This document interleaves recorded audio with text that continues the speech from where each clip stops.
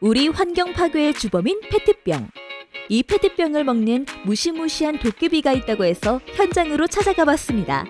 온몸이 떨리고 오싹하기도 하는데요.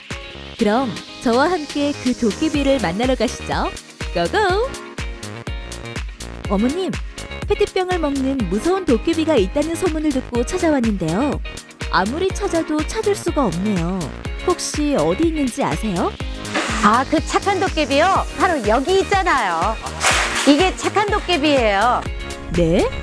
저 기계가 도깨비라고요? 사용하는 방법을 한번 보여드릴까요?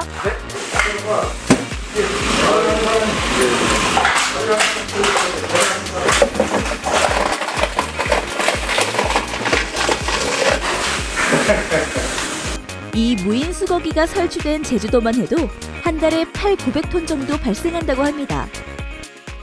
대표님, 초록별 회사 소개 부탁드려요. 환경 문제를 다루는 그 사회적 기업이면서 벤처 기업이기도 합니다. 환경 문제는 특히 이제 사람이 직접적으로 해야만 되는 일이다 보니까 이거를 자동화해서 그 관련 처리 비용을 절감하고 그 행정 문제를 해결하는 그런 분야에 다루고 있고요. 그다음에 하이테크보다는 적정 기술로서 저렴하고 그다음에 쉽게 사용하고 그 수익성 되는 그런 사업을 해서 이 문제를 해결하고자 하는 그런 의지를 가지고 있습니다. 하수기를 써보니까 정말 좋던데요. 이 기기에 대한 설명 부탁드려요.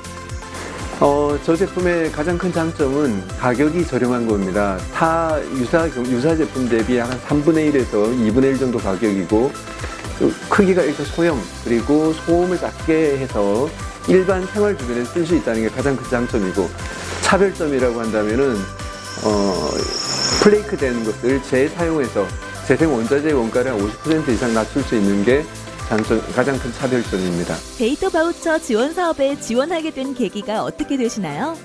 이 환경 분야 쪽에는 그 공간 DB라고 하는 개념 자체가 없었고 또 지금까지 없기도 합니다.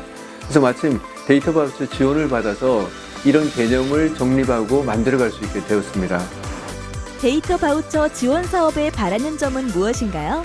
저희처럼 환경뿐만 아니라 그 문화, 스포츠, 예술 이런 쪽에도 다양한 분야로 지원이 돼서 그런 혜택을 받을 수 있으면 좋겠습니다. 대표님, 앞으로의 계획이 궁금한데요. 우리 서울, 부산 그 대도시를 중심으로 해서 약 한 100대 규모씩 단위로 해서 이 페트병 재활용 사업을 민간하고 합작을 해서 지금 진행하려고 계획 중에 있습니다. 어머님, 실제 이 페트병 무인 수거기를 써보니까 어떠세요? 전에는요, 손으로 찌그러뜨리거나 발로 밟아가지고 분리수거함에 넣었거든요. 그런데 지금은 수거기에 넣기만 하면 되니까 훨씬 편해졌죠.